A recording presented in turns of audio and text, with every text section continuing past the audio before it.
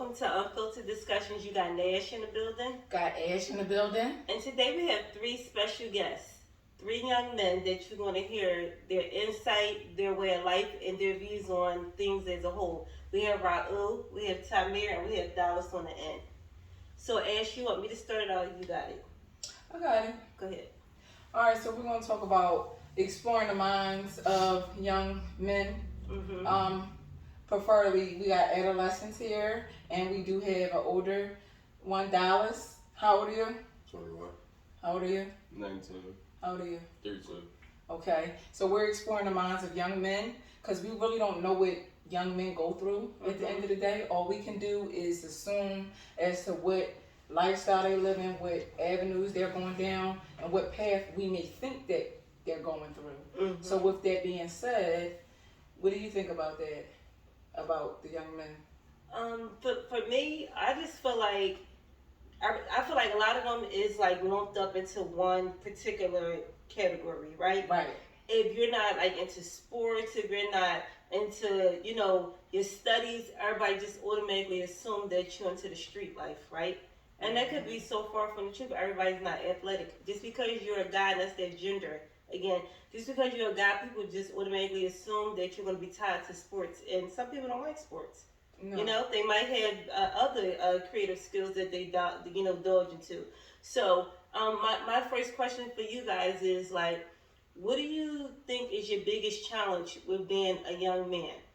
I guess I could start with Dallas first, since you're the oldest.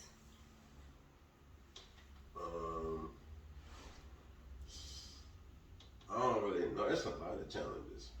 Like, I would say the biggest one would be, I don't know, just being black for real. That's just how I feel. Honestly. Like, it's kind of hard. Like, it's hard for everybody, but I just feel like it's a lot harder for young black men. Like, or black men, period.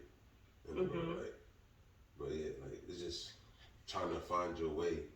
Like, because a lot of it, I ain't gonna lie, I had a dad in my life, but a lot of us don't really have the structure, like the men structure around. So it's like, it's kind of harder to find our way and to become men the right way, like how we're supposed to. So I feel like that's something that we struggle with. I couldn't agree. Tamir? Another thing I feel like struggling with is like just our community. Like everybody, like all just black men, just different. Like nowadays you can't even walk nowhere without getting shot and nothing. And it's all because I feel like a lot of black men didn't grow up with a dad. So it's like they ain't got their dad figure to teach them how to do this and how to do that. So you won't have to be out here doing this and doing that.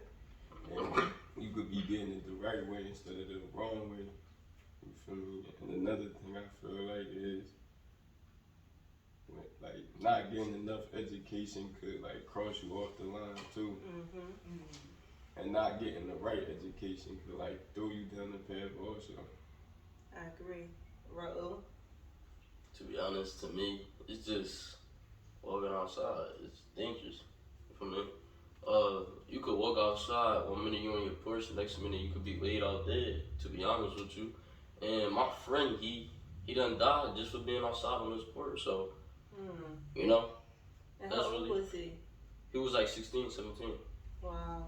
Sorry to hear that. Yes. So I hear every last one of y'all, and I hear that the biggest challenge you guys feel you have is being black. Being black, it's just like, it's so crazy that a race, and I gotta say a color, defines, ultimately your reality, right? It could be against you or for you, depending on how you use that, right?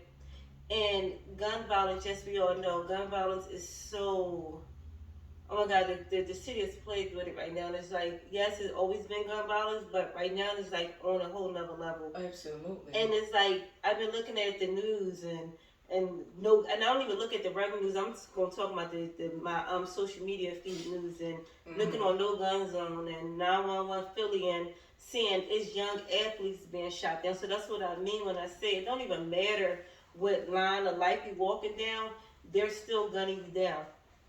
And it's like, and I be wondering like, dang, if this kid is a track star, if this kid is a basketball star, and he doesn't even affiliate in the street matters, why are you killing him?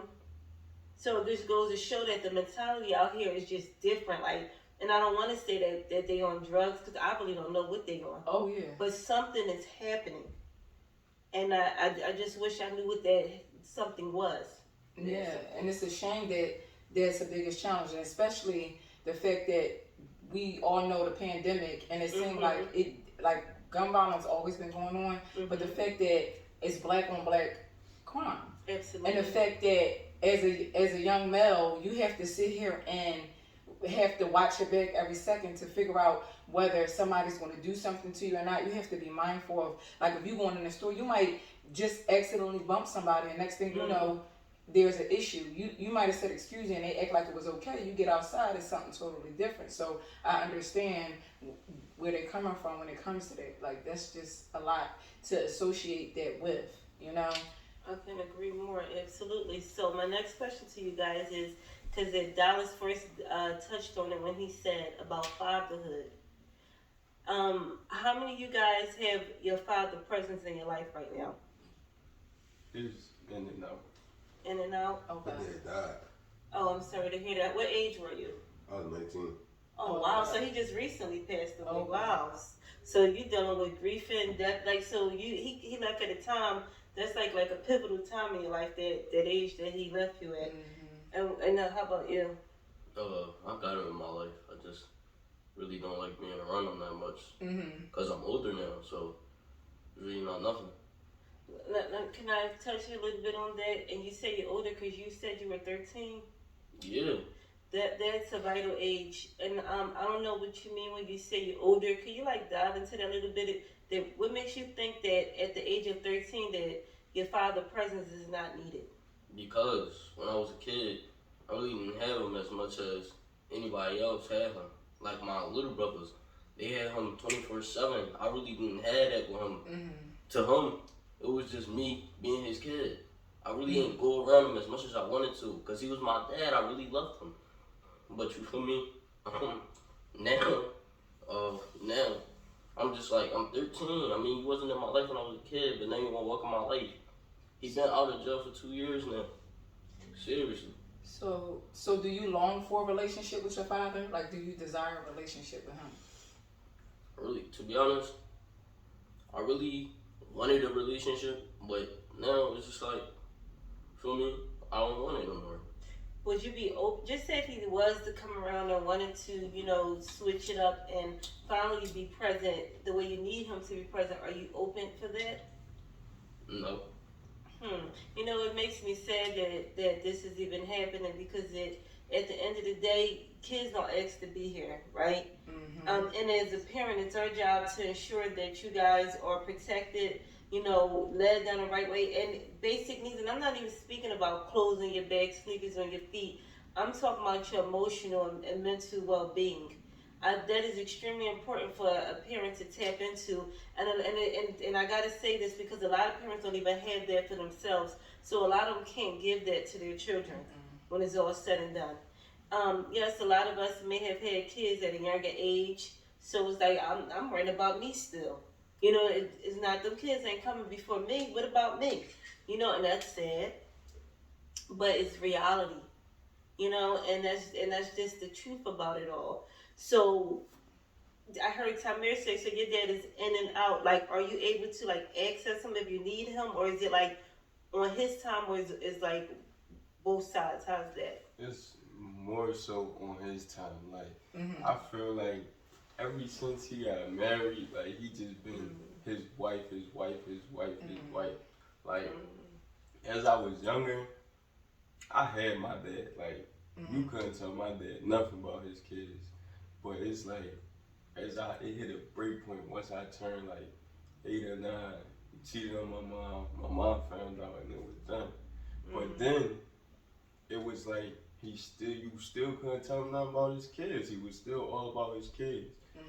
But the girl he wound up having another baby with, and it just went bro, how you just forget about us? Okay, now you got 4 kids, not just that one. You get this little girl, in the end, everything she want. Yeah, she my sister, but it's okay, we got another sister here too. And it's sad because she mentally challenged, And it took her to ask my dad, what, 3 years? She been asking this man to get her a Nintendo Switch. But his daughter that he had by his wife could get it right then and there, the next day or the day after that. And it's like, bro, come on. What are you doing? Mm-hmm. Like, me and my brother don't really care for him. We see him and say, what's up? We chill with him and it's that. But we don't play about our sisters. And one thing I do talk to my mom a lot about is like, with your daughters, it should be equal. Mm-hmm. Yeah. Your sons is more understanding, but with your daughters, you don't treat them no different. Mm-hmm. And like, my youngest sister is 10, my oldest sister is 16, but she mentally challenged, and it's like, bro, how you there for one and not the other? Mm-hmm. Whether, and it's like he just suck up to his wife so bad, and it's like, you sucking up to somebody that don't do nothing for your daughter. Who helping her with her homework? Me and you, not your wife. Who helping her do this and that and the third? Me and you, not your wife. Your wife want to sit there and just yell at her and do her hair, and take her out once here in the blue moon. Other than that, it was always me and my dad for that little girl. But my other 2 siblings, it was always me for them too. Once he had that little girl. And then I just feel like, once he felt like he had her, he felt like he ain't had to worry about us. Yeah, he was here and there, but it's like, you would get his little girl everything. And we sitting here waiting, just waiting. Like what is the difference? We all your kids. And everything we want costs the same thing. It ain't like we asking for clothes and shoes that cost different prices because of sizes. We all asking for things that cost around the same price. And you get it for one and not for all. Like, and it's just sad to see how he choose how to take this road. But me, like Raul was saying, he older. I've been older since I was, 9 and 10. I've been taking care of my brother and my sister since I was 9 and 10. Like, I've been hit the road. I've been doing this.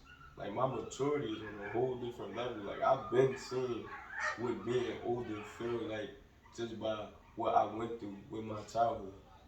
And they said I had to say that that's what I had to go through. Like, my mom didn't lost jobs and all that because she trying to find babysitters for us. But my dad just sitting there watching my little sister. But you got 3 kids that you could come get and we come there with 2. But no, you letting my mom lose jobs, lose money, trying to look for people to babysit us. That's sad. Everything you said is hurtful. right. Yeah. Yes.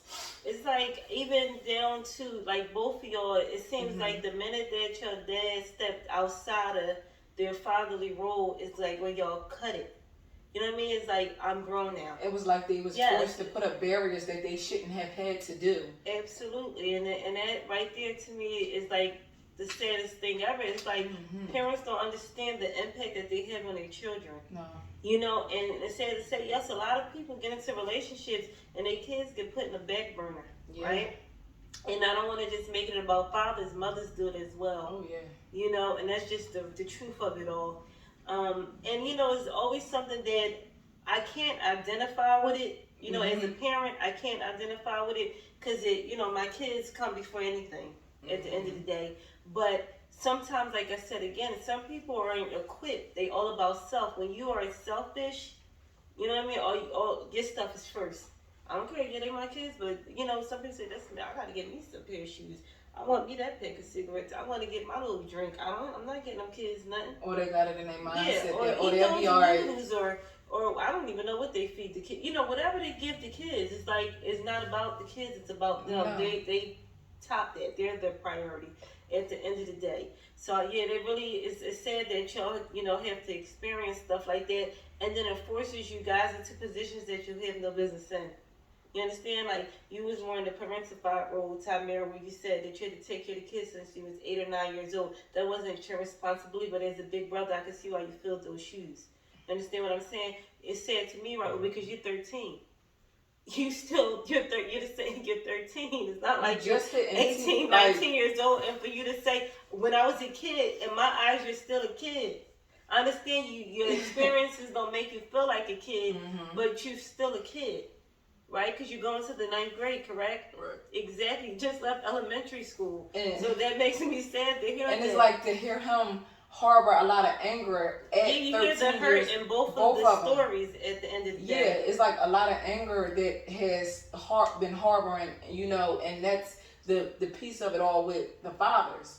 Because they don't, a lot of the times, you're not able to really channel in these emotions and understand what is really happening emotionally. So then it forces them in roles that they don't need to be in, or they're acting out in ways that everybody else don't understand. Absolutely. So it makes a lot of sense. And this is the thing. This is why it was so important to have you guys come out today, because we need to hear this stuff. We can only assume the why behind the actions and the roles that you guys take. Everybody, oh, they're some bad kids, not knowing that their family already failed them. Their parents already failed them. Their community already failed them. So, of course, these are the paths that they're taking because they're left choiceless. Again, they say everybody got a choice, but if this is my only choice, what else do I have to choose from? I don't have no other choices. Okay? Dallas, I would like to dive in the fact that you said that you lost your dad because you're 20. Your dad died when you were 19 years old. How have you made that adjustment so far? I mean, like, it still be like hitting here and there. But like, for the most part, like, I mean, I just kind of deal with it. Like, I seen him, I talked to him and stuff like that before he died and stuff. Cause like my dad, like, he didn't get killed or nothing like that. He died from cancer. So sorry to hear that. I talked to him and stuff like that. Seen him, spent some time with him and stuff. So it was like, it was like an even type of thing. Like, I was hurt about it, but I still had a little closure because I get to spend time with him, talk to him and stuff like that. Like, I'm saying, but he wasn't like we was around a lot all the time and stuff like that. Like, it was just like basically my dad. It was like one of them type of situations where when he come around and you spend time with him, y'all have a good time. Okay. Like, feel me? Like, as far as like living situation, all that was always mom's situation. Like, I was like how they say they grew up early. Like, I grew up real early. Like, I was. Me and mom working real late, cooking and all that stuff. Like, I grew up early, so like, I always had fun with my dad. Like, that's one thing I could say. Like, every time I was around him and stuff like that, he got all his kids. We had fun because it's a lot of us, like probably 20 of us. So, oh wow, yeah. Yeah, so we always had fun when we was around. Well, I'm glad that you got those experiences with him, though, because it don't leave you with a negative outlook on it, even though he's no longer here.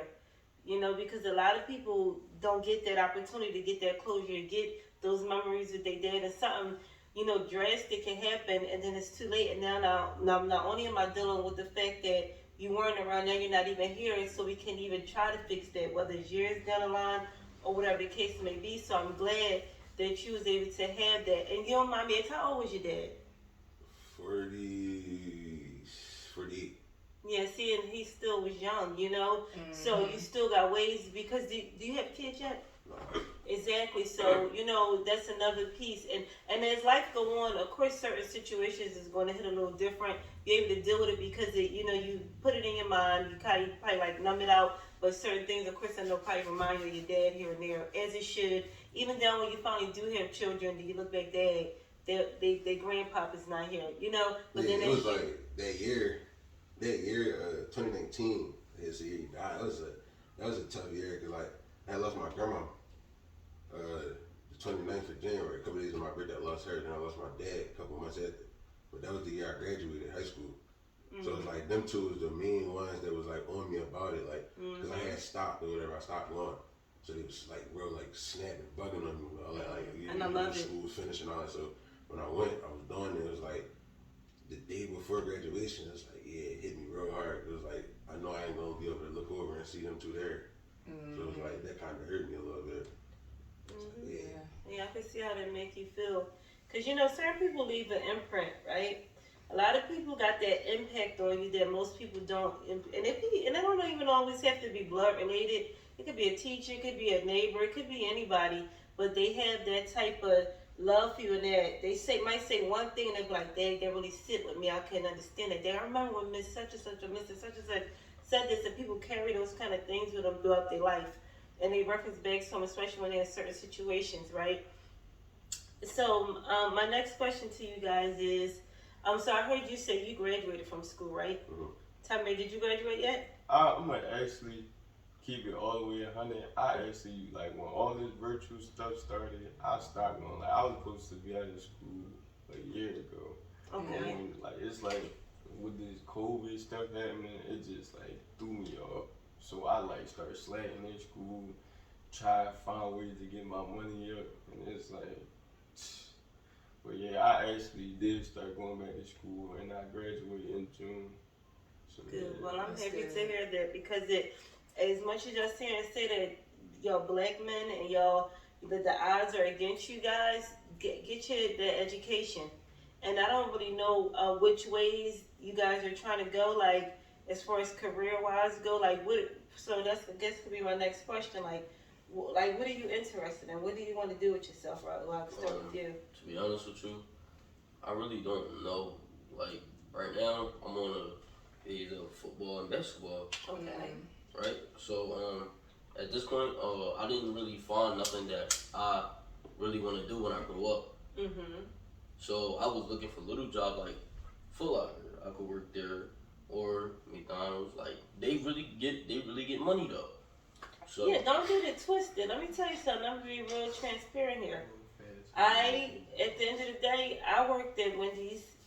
First of all, I started working when I was 14 years old. I did a summer job, 14, summer job, 15. I hit 16. I got Wendy's. I told her, as soon as I hit 16, come on over, I got you. And she got her, I wanted the job right? bad. Yep, right after her 16th birthday, I told her to come down, and I got her the job or whatever. So at the end of the day, and those checks come in. I like to put it to you like this. I'd rather work my hours at my fast food restaurant and know that I got money coming in, right, versus still sitting on my hands going, Dad, can I get a daggone chip? Can I get a juice out the store? Can I get a little cheese steak out the poppy? Like, Yeah, that's better than nothing, so don't ever let anybody tell you anything different. absolutely. A job is a job, it's paying you, ain't it? yes, Oh, okay. So, and that's the thing. That's not where you stop. But then I'm gonna get really into it. I know people that I went to high school with that been a manager at McDonald's and the general managers. They run chain. They make They six run figures. franchises. You They do understand what I'm saying chains. to you? People think fast food and think that is, oh, are you a cashier or you just make sandwiches? No. All that stuff is what you're making. You put that work in and you keep elevating. You make that bread at the end of the day. And that's the raw reality of it all. So don't ever get it misconstrued. And everybody always talk about fast money. There's only one way that's going to go. It may be good for a second, but it's either going to land you in that grave or in that jail cell. Yep. And I ain't talking about doing no kitty numbers. I'm talking football numbers. Because the system is designed for black men to do those football numbers behind the drug system. Because if you know it or not, a lot of Caucasian kids is addicted to drugs. So the judges feel heavy about it because it's attacking their children. And they feel like the black people is pushing it into their children when in all reality, we can't make nobody do anything. Those Caucasian kids want those drugs, so they come to the black communities to purchase it. Okay? So at the end of the day, be very careful when walking down those lines of dealing drugs. And plus, that's played out. Yeah. Y'all, that's the line y'all running late. That stuff used to be booming back in the 90s and the 80s, and that stuff running late. I don't even know nobody that's still out there on that type of time. I would hope not. Yeah. You know, at the end of the day. So, Tamira, what is it, your plans? What do you see yourself doing since you're 19 now? So, what are you trying to do? I ain't gonna lie, I did want to go to college when I was younger, like 15, 16, coming up, it was like college. Mm-hmm. But then, as I started learning about like student loans, student debt, all that, it's like, no, why put myself in that? I go to trade school and get me a trade. And that's what exactly I put my mind to. After I get out of school, I'm going to trade school for HVAC. And once I get my trade and license for that, eventually I start my own business. Mm-hmm. But I also got into another thing, like, I'm into cars, like, Okay. I'm You know, community college have that, right? Yeah. Exactly. And that's another thing I start looking into, like, if I can't get a trade for mechanics, I'll probably go to college for that. But if I can, I'm getting both trades. and I'm opening both companies, and that's how I want to push my. I like that. He got a backup plan. Like he got that. Exactly. So if this don't work out, that'll work out. Exactly. So that's extremely important to have. And what about you, Dallas? I'm a barber. Oh, okay. You cut the hair. Okay, well, y'all better get on it out and let them shit. Okay, so do you have a lot of clientele? Like, how long have you been doing that? I've been doing that for a little while, but like I really started taking it serious last year. Like once the little COVID situation hit, I really started taking it serious. So like my clientele building up right now. Like it's better than what it was. Like it's there. I got steady clientele now, but I'm trying to get it better. Like, Oh, good. You will. Just keep practicing and going at it. Promoting yourself. You got to sell yourself at the end of the day. That's extremely important. That's why that social media, it is all to how you use that social media. So make sure you're out there promoting. And this is the thing, too. A lot of people like to go in with the high numbers because I don't know your price tag for your cuts. But some people are like, oh, I'm going to charge people $40. It's like, slow your roll. Bring them in, and then at this point, say the prices are going up on this date. Once you start breaking them in, because you're going to make more money the lower your prices, or not saying to cheat yourself out of that. No. I started like, I ain't gonna lie, I started when I was in Florida. That's when I first had started. I was doing like $7 cuts. Then See, like are the Asians that does that? Yes, okay. And I started doing like 10 and stuff like that. But once I started to really get the hang of it, and I peaked and realized like my skills was there, that's when I raise my price to 25. Excuse me. Okay, yeah, I like that. That's decent. See, so you already got your skill, and you know you could grow that. That makes money within itself. I ain't even gonna lie, and that's a good thing. So when it comes down to you guys' support system, do you have one person that you know for a fact support you, or you can count on? I'll start with you, Tamir. One person I can count on. Like, we want to be honest. Yeah, be real. Keep it all the way from Like, you on here. real honest. My girlfriend. And, like, that's just all the way 100. Like, I ain't never seen somebody support me as much as she did. Like, they say your parents and your family supposed to be your biggest supporters, but it's like, I don't get that from them. I thought I did, but now it's like, as I got older and start really seeing, no, that's not what I'm getting from them. I'm just getting a bunch of smack talk on how I should do what better and do that better. But her, she really the one like that keep me going. Cause she let me know what it is and she let me know how it is. And no matter what I do, what I'm doing, she's supporting me all the way 100, and she making sure like I'm up, like I'm keeping myself up, not letting myself down. I'm like how my family's supposed to be doing. But yeah, like I feel like she my biggest and top supporter, and that's the one person I can call on no matter what. Well, I love to hear that. That's important to have. And I know you guys are still young, but the fact that you are able to recognize that. A lot of people are like, oh, my homeboy down the street, you know, that's my support. Your homeboy is really not your friend. You can't even call him for $1. Exactly. No. So the fact that you're able to recognize that, and as long as it's reciprocated, like long as it's a back and forth thing that she supports you, you support her. Oh yeah, of course. Because that's the one thing. As long as it's not one-sided, that's a two-way street. Okay, so Dallas, who's your biggest supporter? Unfortunately, she passed away. Your grandma? Yeah, my grandma was my biggest supporter. Yeah, I know how that feel. Raul? You said you're one. Like Yeah, you name one or two, whoever you feel is your biggest supporter. This is not just a one-person thing, but it's who you feel. Or maybe I'll pick like my aunt and my uncle. Maybe like they really, you feel me? They really do anything for me, so I pick my aunt and my uncle. Don't say maybe. Make sure you. No, that's 100%. Yeah, that's 100% though. It's really 100%. Wait, is your uncle my brother? Yeah. Shout out to my brother. But yeah, so I'm just happy that you guys are able to have that because and Dallas, I know that I don't know, maybe eventually you'll have somebody else that could like support you, but nobody takes grandma's place. I ain't gonna lie, I just like, I don't really be looking for the support from people, like, cause I feel like it's still there from her. Like, I tell everybody, like, this really the reason that I really do it, cause she was the person that bought me my first set of clippers. So it's like, that's really the reason I really do it. So it's like I feel like it's always gonna be there to always make me want to do it because like, that's I love it. I'm glad that you recognize that. Most people don't know that. Because even when I do stuff, I look and say, dang, my grandma would be so happy. You know what I mean? And I lost my grandma back in February 2020. So trust and believe I know exactly what you mean when you say that. Oh, yeah, I just look over and think in my head like, dang, I would have been telling her this right now. She'd been like, yeah, that's my grandma. You know, so I get it. Ash, did you have something? Because I know I've been Yeah. All right, I want to ask y'all, what do you think happiness is? What do you think? Let's start with Dallas. So their definition of happiness? Yes. And be just raw. I mean, like, everybody got their own definition of things. Happiness, yeah. I don't even know. Like, bro, that ain't hard. cause like I don't really know. Like, I just feel like when you can be stress free, like.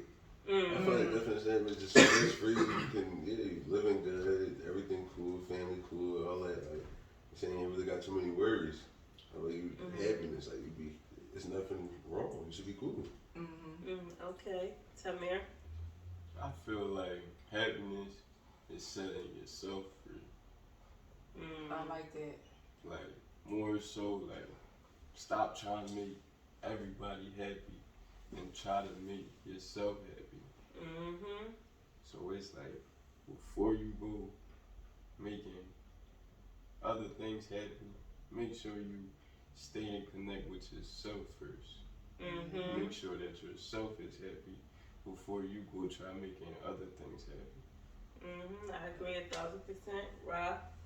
Well, yeah, like Tamir was saying, always worry about yourself sometimes. It's not hard, but it ain't like that with me sometimes. But, like he was saying, yeah, just work on yourself before you work on anything else or anybody else. So, I agree with Tamir. Yes, that's extremely important. I mean, because if you're not happy and you pouring into everybody else, who's going to pour into you? You got to make sure your cup is filled first. And that's just that, because if people keep taking out that cup, and by the time you look down, there ain't nothing in there, it's dry. And now who going to fill you up? Nobody. And that was an important thing, because happiness does not, people look for happiness in other people. Like they depend on others for happiness, and happiness doesn't work like that. And that's important to really know what makes you happy, what makes you tick. Because when you know what makes you happy, people will add on to your happiness. They play a role in your happiness. But when you don't depend on other people to be happy, that's a they can only enhance your situation. And that's what people got. People are add-ons. You know what I mean? And that's just the truth of it all. You don't just pour it all. If this is going to make me, she's going to make me happy, he's going to make me happy. No. They can only add on to what you already have going on. And that's that, because a lot of times people lose themselves in that type of situation. Like, he makes me so happy. Oh, she makes me so happy. And then, no. What happens when they're not around? Then now it's over for you, right? It's gonna make you happy then. Exactly. It's the end of the world. Now you scrambling around trying to figure it out again because you don't know. Okay, my next question is, what is your biggest fear? Raul, I'll start with you. To be honest, I don't know. I really don't. I don't know. But, maybe, like, as in biggest fear, like, what do you mean, like? Overall, like, it could be in life, it could be just something that you're afraid can happen. Like, what is your biggest fear? Like, just dying. Dying. And when you say that, do you mean, like, at a young age, or the kind of way, like, the way you can die? Like, what do you mean when you say that? At a young age. That's deep. Tamir?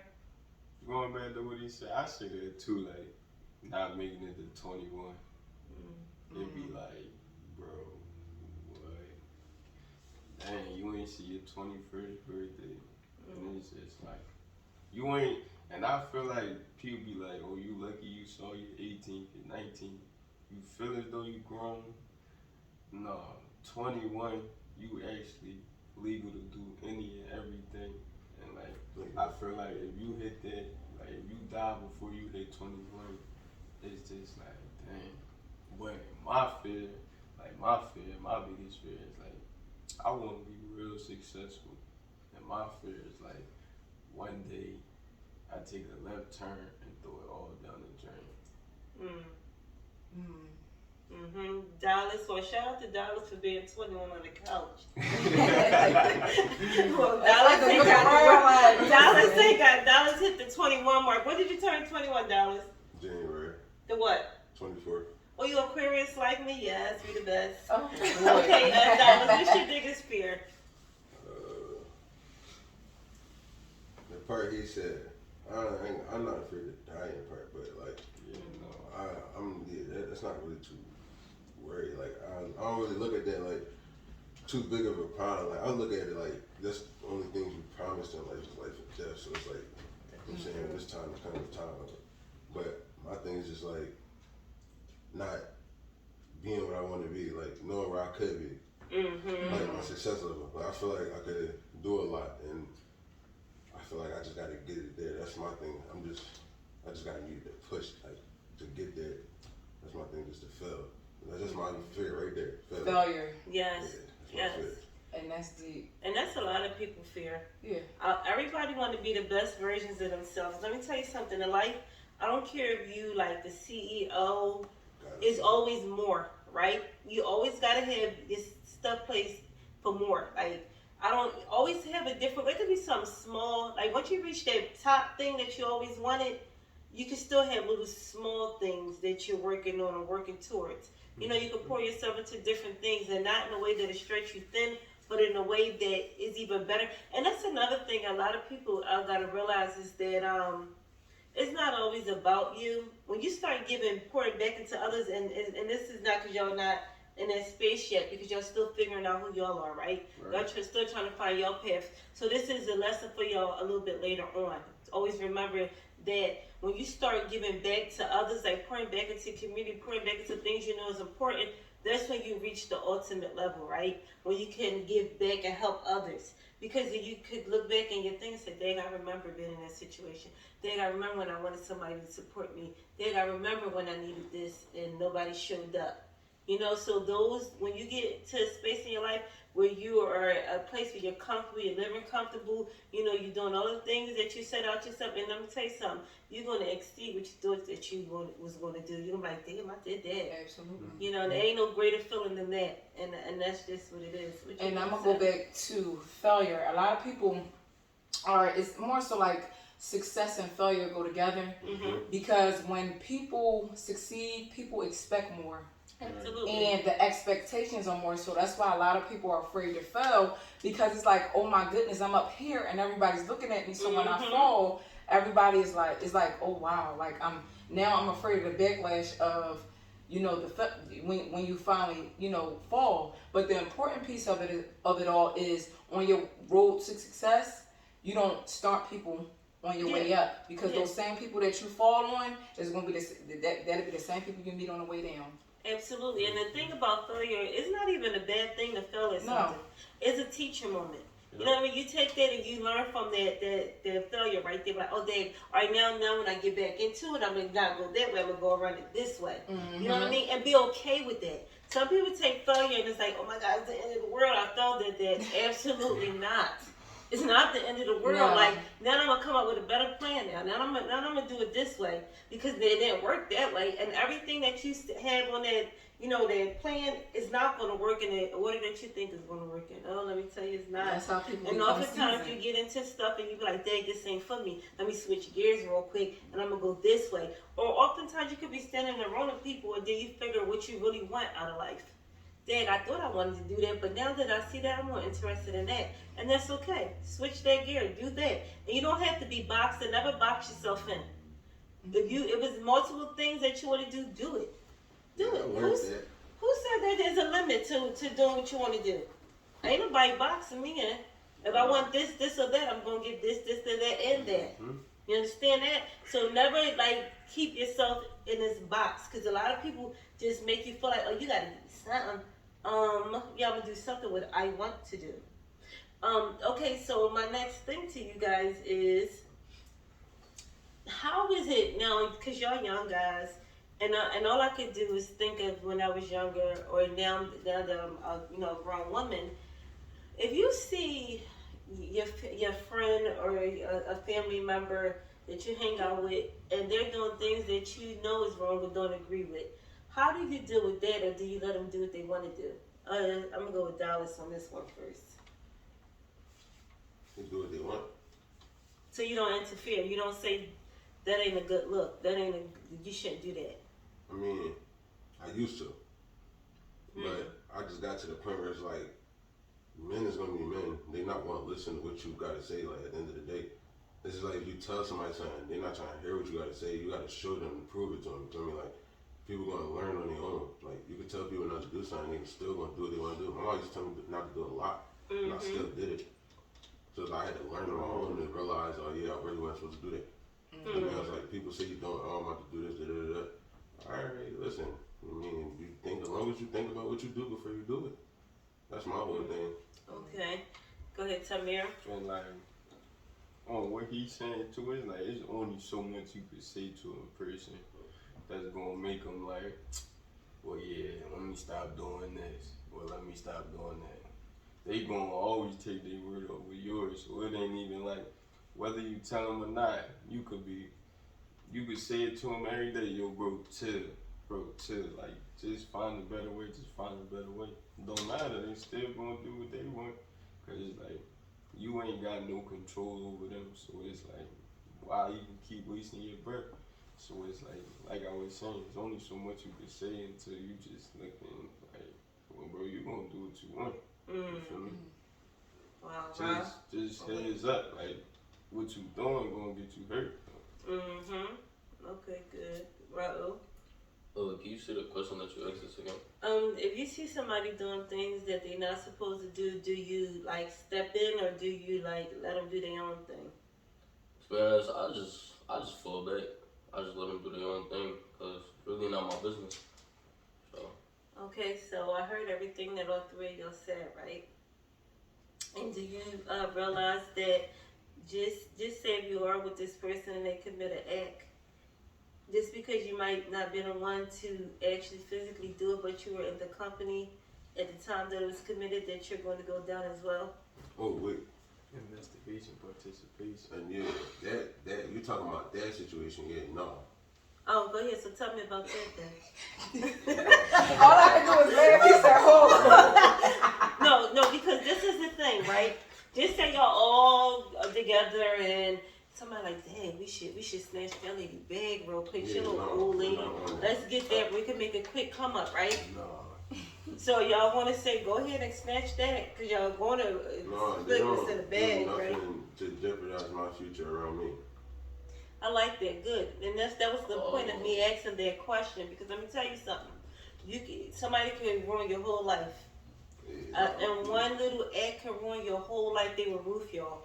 You understand what I'm saying to you?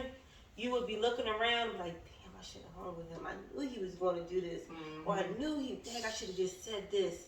You understand? Because that right there will ruin your whole life before you could even start your life. And that's another thing, like, a lot of people be like, bro, that's my homie, he ain't gonna tell. Yeah, okay, he gonna be Yeah, singing alright. like a canary. Y'all gonna be there, Okay. and when you see you got charged and he didn't, then you gonna see who really your homie. Yeah, and who really wants to take that sitting down? I mean, it's one thing we all agree to something. We all say, come on, we're gonna go get this, we're gonna go sell you, we're gonna go. Then we all should stand as men. Because you know, you're stepping into a man's world. Not a little boy's world, a man's world. So you agreed to sell it with me, you agreed to trigger with me, we agreed to get in there and do that drive-by. We agreed to go in there and sell them drugs. Yeah. So why are you telling on me? We all agreed to this. So why are you singing now? And everybody want to act like they live by these codes that they really don't live by. And that's why it's important to be you. Yeah, Don't ever pretend to be something that you're not.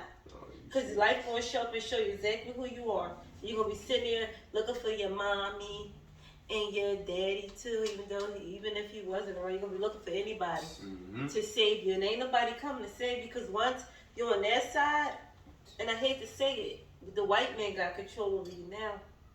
They get to say where your life goes and how long you got to sit in this cell. Might as well call yourself a slave again. They have control, and that's the thing, and that's the saddest thing for a lot of young black men. They're already assuming that you're going to end up in a penitentiary.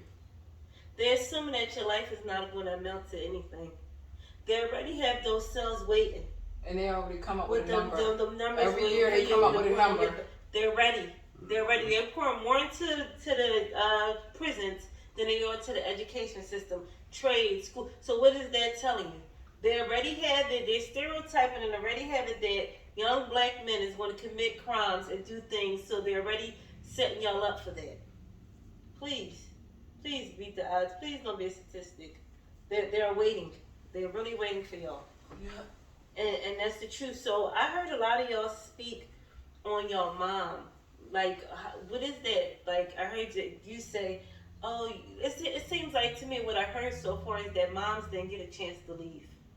Dad took the exit. They did whatever they wanted that was beneficial to them. I heard a lot of y'all say, my mom didn't go. My mom worked late nights. I had to step in.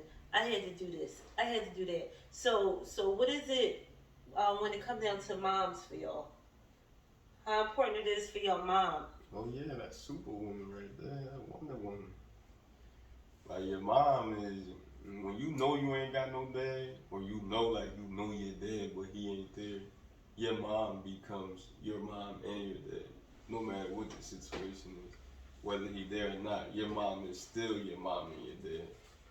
Like, cause you could go to your mom, whether you went to jail this day and come out the next day, you gonna come to her and she gonna hold you like it never happened. So to me, your mom is your Wonder Woman. I can't agree more, Rob. Well, I mean, my mom, of course, she's the best to me, but for me, yeah, like you were saying, like, my mom was a superwoman, for me. She do anything for me. Even if she didn't have it, or she did, she still would do it. But, you know, that's all I got to say. Okay, Dallas. I mean, like, for me, like, to be honest, it was always my grandma. My mom was around, and my mom was always around. She always did first and stuff like that. But, like, my grandma was a superwoman in the family. Like, my grandma took care of everybody. Me, my mom, my aunts, like, she did, you know what I'm saying? Everybody came to my grandma. So, like, she was a superwoman in the family. Like, you know what I'm saying? My mom, she definitely played a role of taking care of us and stuff, working late nights, help people, all that stuff like that. So, I mean, she definitely did. She get a glass house, but my grandma was a superwoman in the family. Yeah, and I'm glad you recognize that because a lot of times kids automatically assume, well, that's my mom, right? I gotta give my mom the crown because that's my mom. You understand? And at the end of the day, nobody's perfect, right?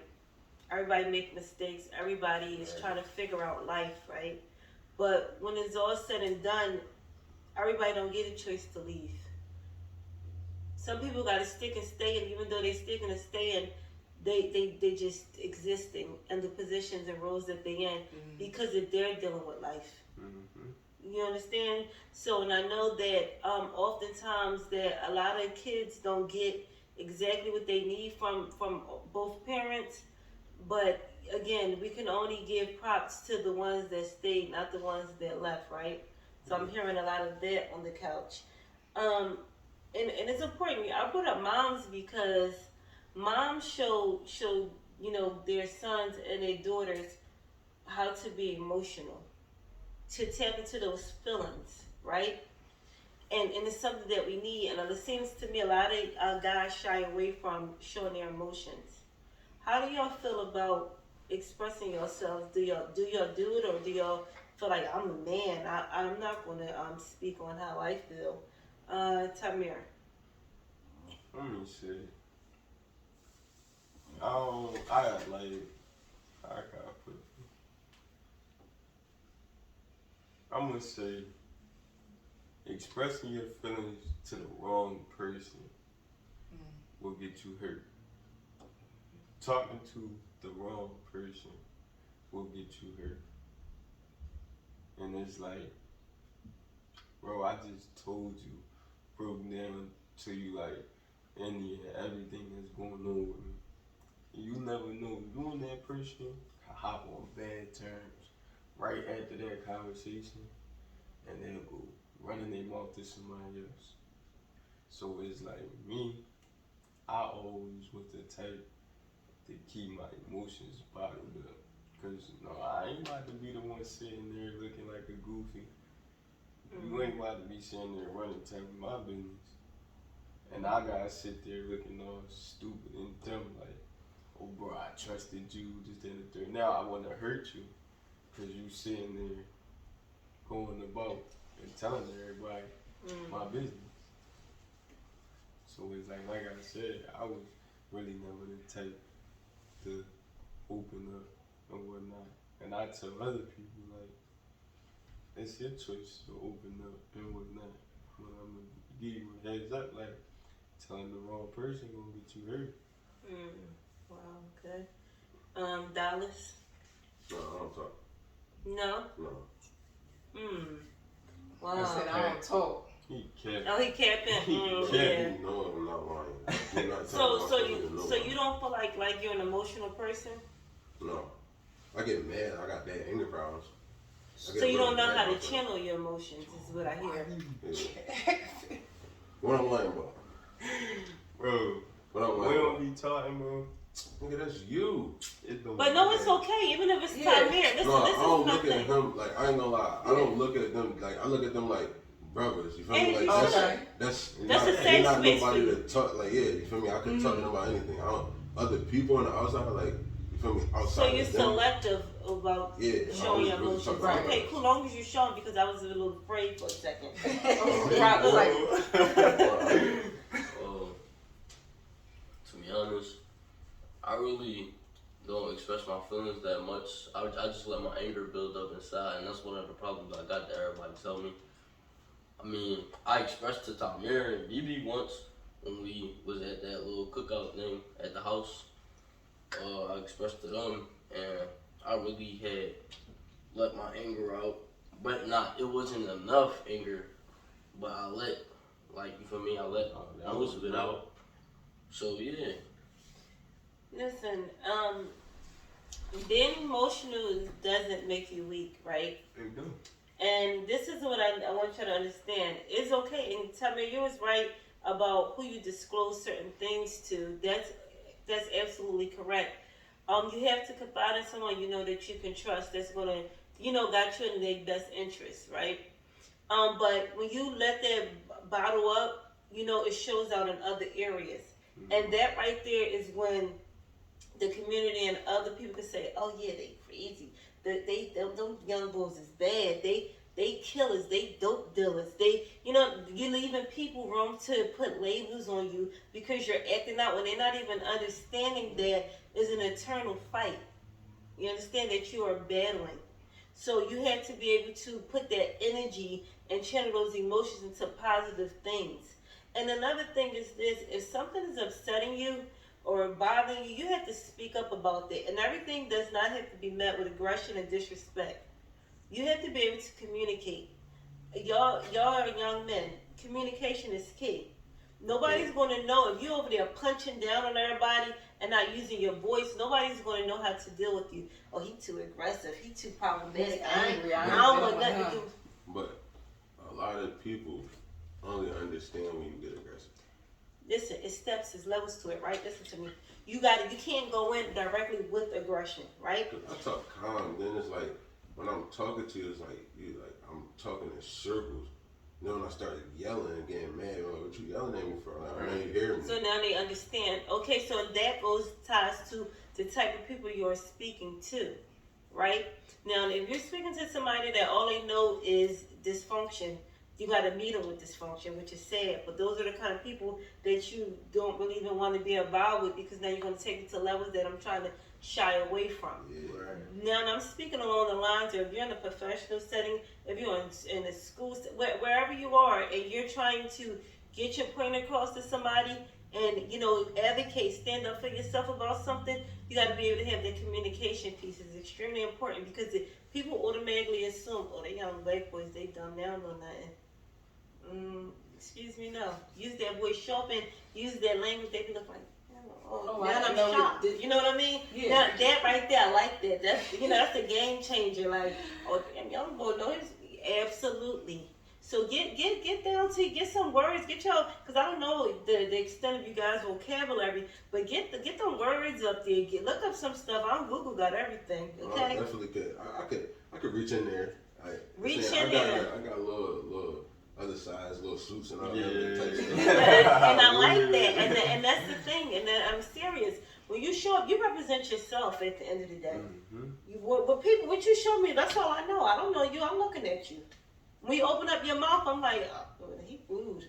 Or that, or I like his, he got a nice personality. Like, you know what I mean? Or let me extend a helping hand in this way because I see that he's trying. He want this, he want that. People are only going to meet you where you at and what you show. And I learned, like, first impression is, like, the most important. Because that first impression is what's going to leave that mark on you for, like, the next time they meet you. Mm-hmm. Oh, yeah. Whether it's different or not, it's like that first impression got to be on point. Because if it's off, that get them something to talk about. Like, oh, yeah, no, I ain't like the way he was this. I ain't like the way this, that, and the third. And it's like, hopefully my first impression is what they expect. Listen, y'all could be on a train, right? Ride. And I be looking, I like to look at people. I like to read about them, right? Right.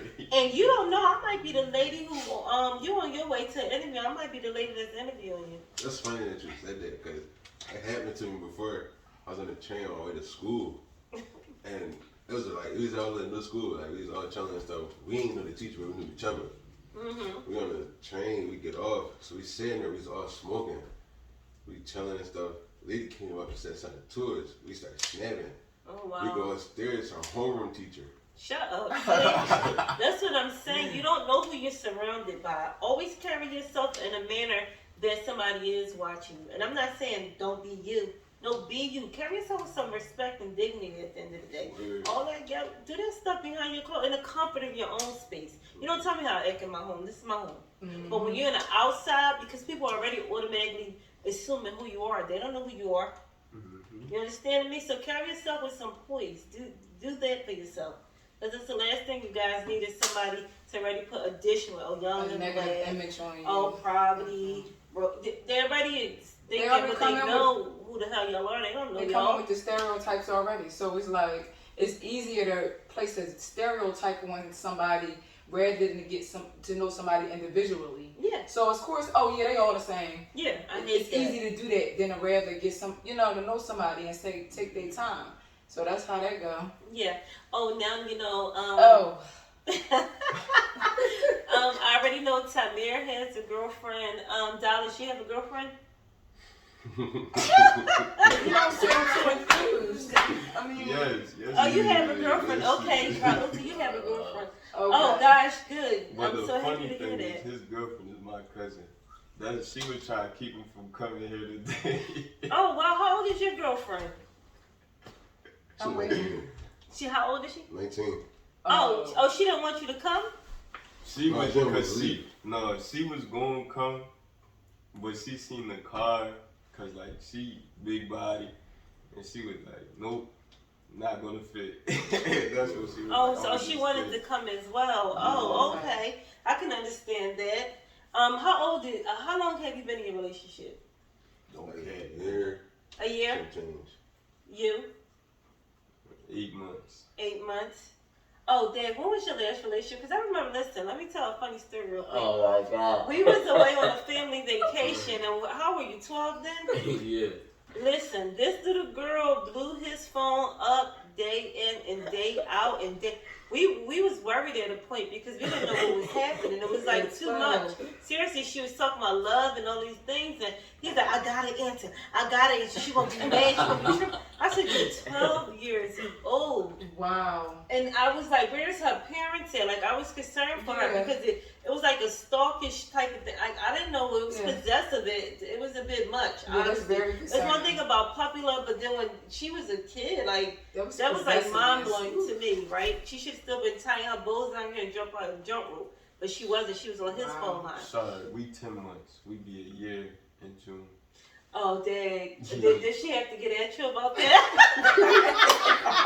He said sorry. Oh my goodness. That's too funny. So you haven't been in a relationship lately? My last relationship was like, last month, a couple of weeks ago. How long was that? Well, the relationship I was Yes. it was like, maybe like 5 weeks. So would you really call that? I'm sorry, but I have to ask you, would you really call that a relationship? Nah, I feel like we just talking it up as like friends. Okay. Okay, good. Now that you said that, okay, now. Well, I don't got a girlfriend, but I got girlfriends. Oh, so you don't play. Oh, okay. Wow. Okay. Oh, so we have a little pimp on the couch. You Okay. better watch this. Oh, they definitely gonna watch it. Okay, so now my next question to you guys is, what is love? Oh, is you the pimp? I gotta ask you first. What is your definition of love? Understand. Oh no, he said he was in love when 12 years old. That girl keeps throwing that ball. I really don't know. I really don't know. You don't really know? I really don't. And it don't have to be tied to a female. It could be just love. Like, what is your definition of love? What does it look like to you? Your mom? Her love. Warms me up inside, most definitely. You don't know how to explain love, boy? No, I really don't know how to explain love. Okay, I'm gonna give it to you like this. How do you know somebody love you? And I'm not talking about a female. People in general. How do you know somebody love you? We ain't talking about that affectionate love, well, not that. Issy, ooh. Oh, but I don't know then. Oh my God. How do you know that your mom loves you? How do you know that your mom loves you? Oh, because she might ride or die, she'll do anything for me. And plus, it's my mom. Okay. I gotta take that. And see, honey, that's how I know that when I say that you're still young, honey, and that's what I mean, okay? And that's okay. You're gonna grow into knowing what love is eventually. Good. Dallas, you the older guy on the couch. What is love? Shit, what is love? What is love to you?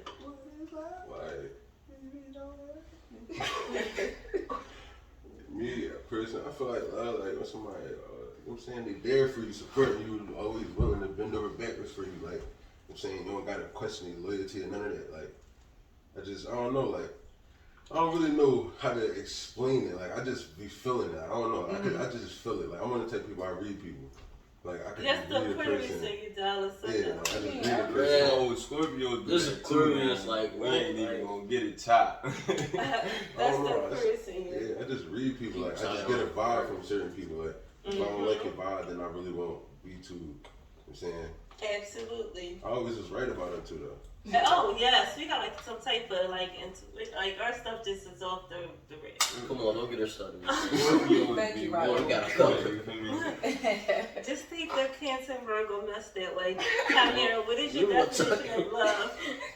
Man, I'm agreeing with what he's saying. Like with the reading people, like I'm too good at it, and like it's like, bro, I see what people do for me, and I see what I do for people.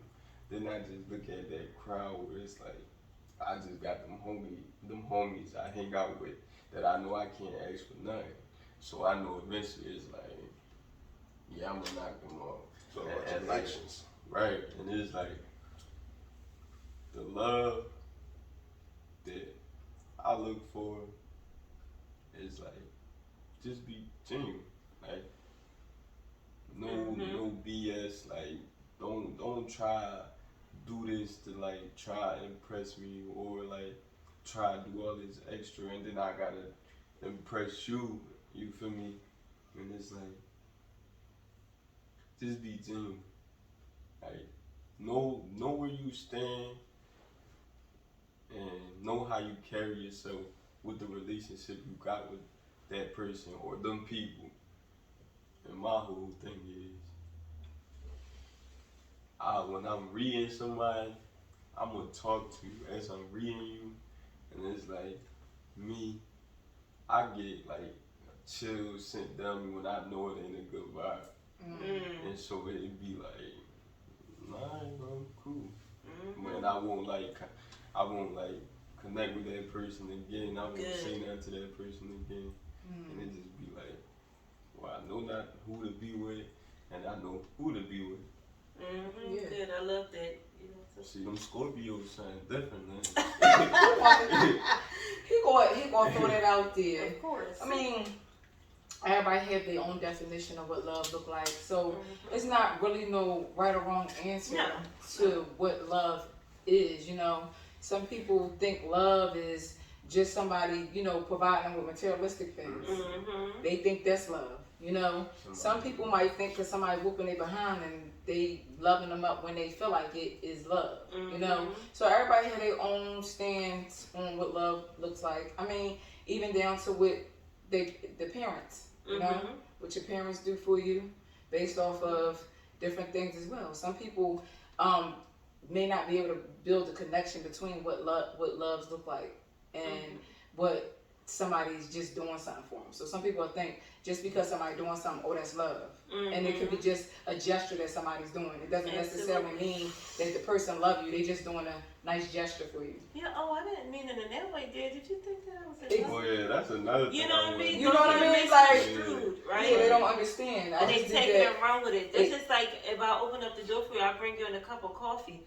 I'm just a nice person. I'm just bringing in a cup of coffee. Don't think that I'm in love with you. I like you. That assumption That's piece not, right there is that's like, not no, cool. it's enough for me. That's another thing. Like, I feel like your parents should be the like first ones that show you what love really is. And it's like, if you don't get that from your parents, then you're not gonna really know what love is as you get older and like you going out here about yourself.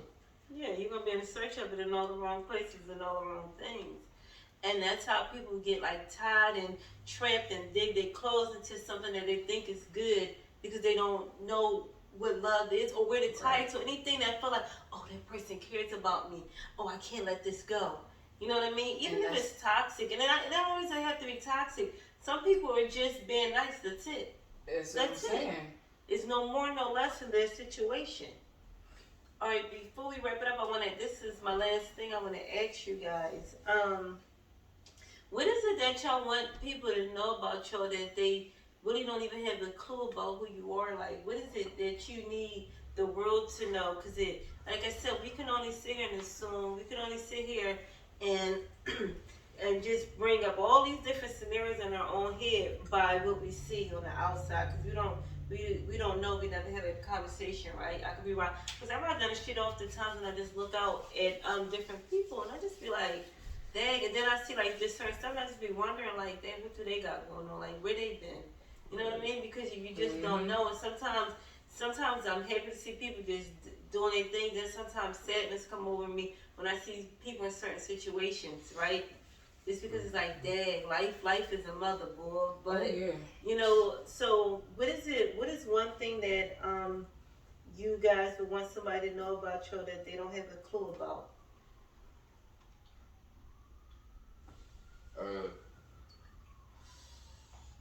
Honestly, I really didn't get what you were saying. Okay, so I guess I could say it in this way.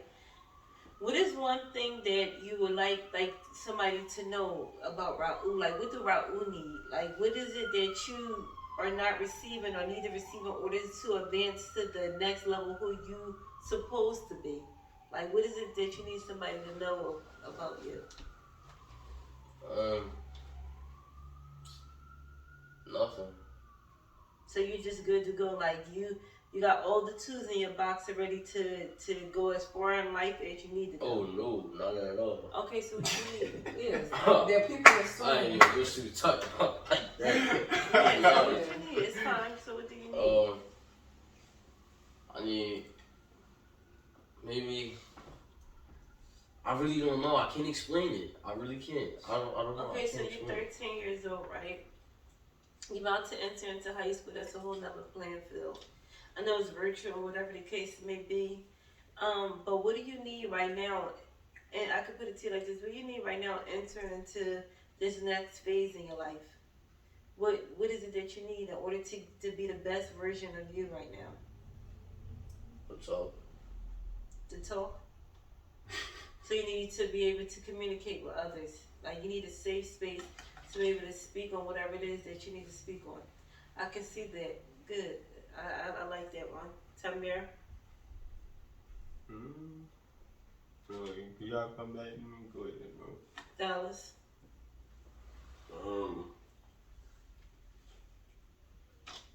I mean, I don't really feel like I need nobody. No, not need anybody. It could be just something that you need to advance to the next best version of you. Like, what is it that people, don't know that you might be? Like, a lot of times we internalize things, but we don't vocalize them, right? And people can only assume, like, and that's been our thing since we sat down, is that so many people assume that we know what y'all going through, what y'all need, what y'all you don't need. What is it that you feel like you need right now for people that's going to be listening to this to know about Dallas? What do Dallas need right now? Like I just need to, finish perfecting my craft with the things that I'm doing, put myself out there a little bit more. I ain't gonna lie, it's little stuff that I gotta do to show people like there's certain things that get where I gotta go. But mainly for them to know about me, I just, a barber, try to come up in the world or so. Ain't really too much. Okay. Tamir. Now that I get what is being said, me. We're gonna laugh at Rob. Rob, like, wait a minute, I don't understand. I'm gonna tell you. That's that right there. I need that honesty, and that's the life you gotta have. That you gotta say if somebody is saying something to you, excuse me, can you rephrase that?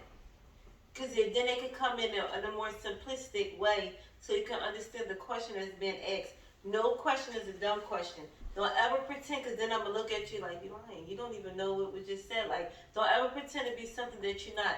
If you don't understand something, you say that. Excuse me, could you put that in a different way so I can understand it better?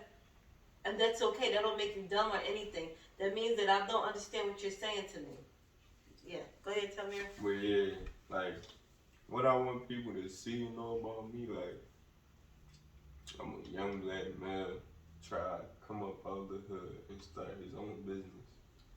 And eventually, someday, offer a job for the people looking at me, starting my business.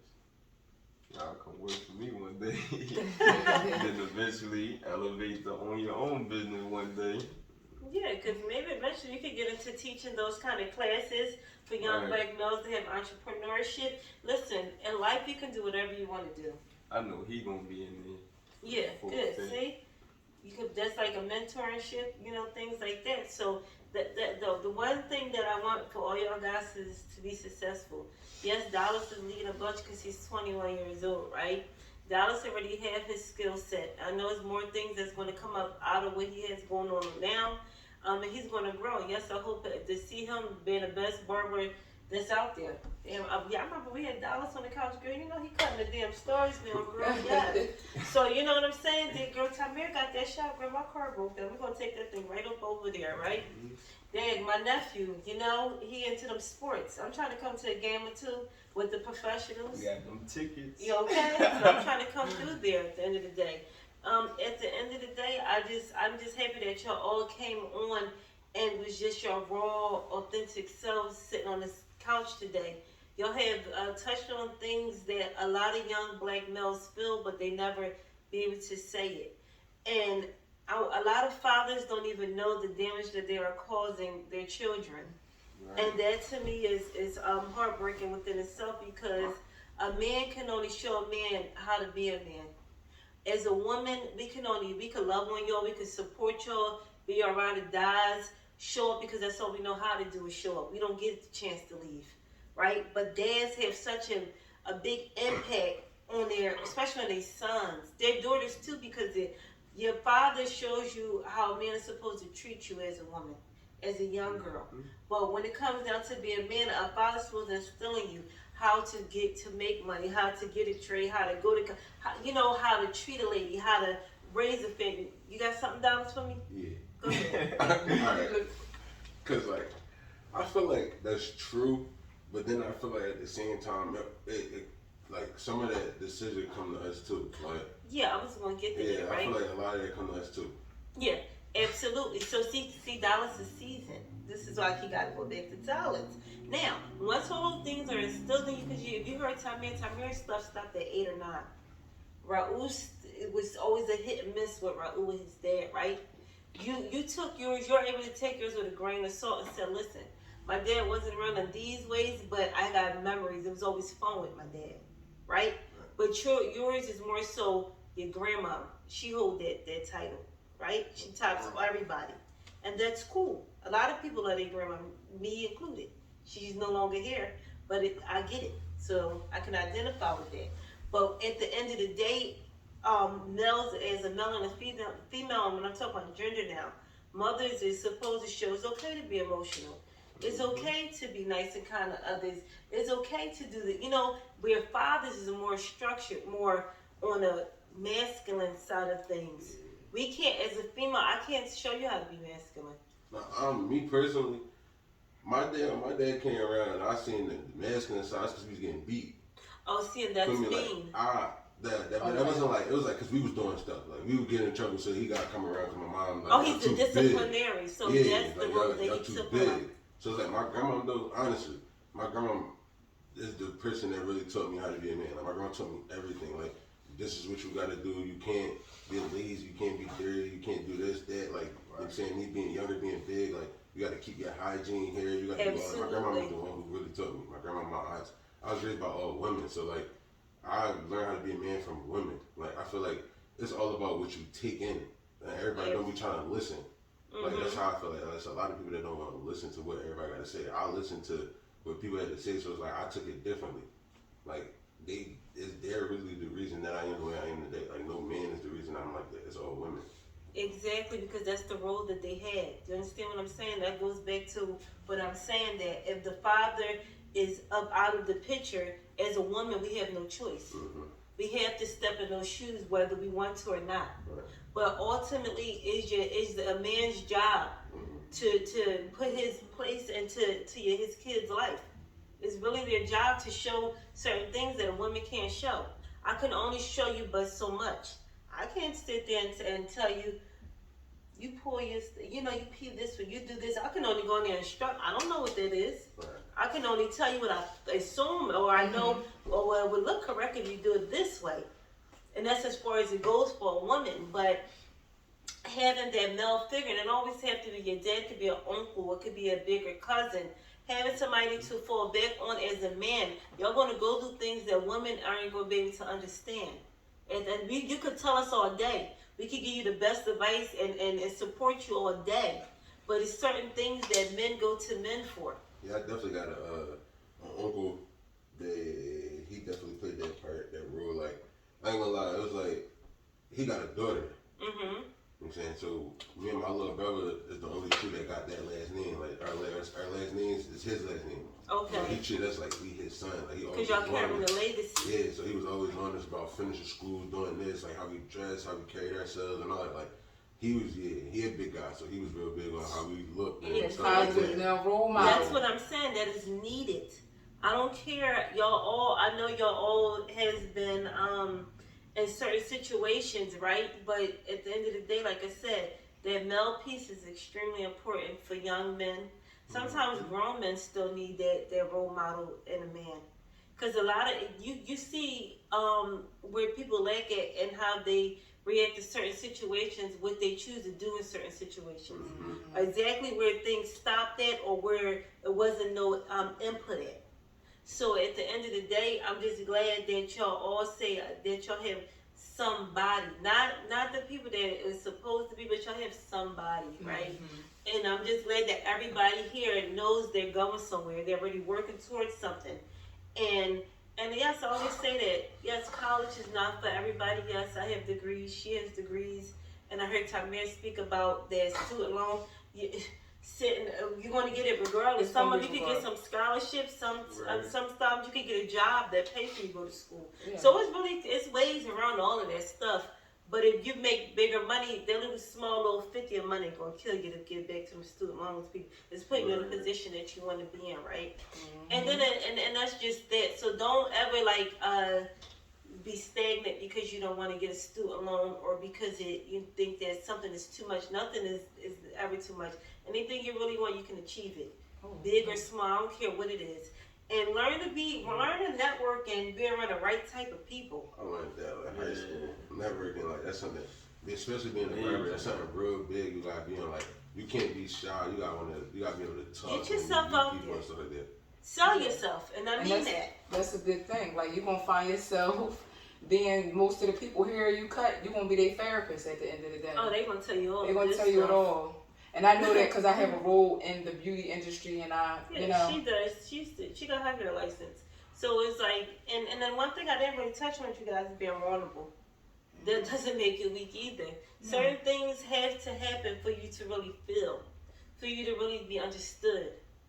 So I just want all y'all, because I never want to look back and say, Dad, remember he was on the show? And he was gunned down now. Like, I don't want to look back and say that about nobody on this couch today. Because that would really make me sad at the end of the day, especially when I know exactly y'all views, how y'all feel about that, and the fact that y'all express that. I'm a young black man in America. And then my biggest, like, I don't want to walk out the door and get killed. I can't even stand here for 2 seconds. I don't know if that was going to be my last 2 seconds. I heard all of that. All of y'all feelings are valid. All of y'all perspectives are respected. And I got some takeaways, and I'm glad that you guys was here today. So with that being said, thanks for coming on. Keep yourself grounded. Keep y'all goals in the front of your minds. And I know I usually touch on a vision board. I don't know if y'all guys know what that is, but it's extremely important to have. Make y'all a vision board, and you just put your little goals on it. You get some index cards, and you write down a goal and put an end date on it. Make sure it's realistic, though, that you know you can achieve. Like I'm telling you, it's really. I wake up every day and I look up at my vision board, and I'm like, dang, it reminds me that I gotta stay on my game. Dang, I got to do that. Dang, okay, let me get on that real quick. And once you keep seeing it every day, it's a constant reminder what it is that you need to do. And yes, y'all guys, y'all can have that vision board. Get a black one, a blue one. Some guys like pink, some guys. I just ain't got it. Like, I basically just had to write it down. Like, my thing is just like, it's like, I look at it like it's like $1 million in a circle, and I got like 7 different things that I gotta get to get to $1 million. Exactly, that's exactly what it is. So, Tamir and Raul, and go to the dollar store. It's at the dollar store. You can get a little board and get some index cards and write it and stick it up there so you can see it. You have to see it. You have to make your thoughts a reality at the end of the day. Pour it to you. I got my personal reminder. Oh yeah, that's cool or whatever, but she got to worry about herself. So, I know. I'm don't definitely get too tied up into that either, because y'all young. Yeah. And I'm glad that y'all have each other, but y'all got to be your own individuals at the end of the day. Trust me, she know how to make me get some Oh, money. She stay on me about making some money. She always been like that. Always acted like she was 40 and she was only 2. I heard. So I run a house with 7 kids, and she's always been that kind of person. But again, everybody's their own individual. It's good to have somebody to fall back on, but never get so wrapped up into somebody that you lose who you are. Now, this is Nash signing off. This is Ed signing off. Raul signing off. Tamir signing off. $1 signing off. Bye-bye.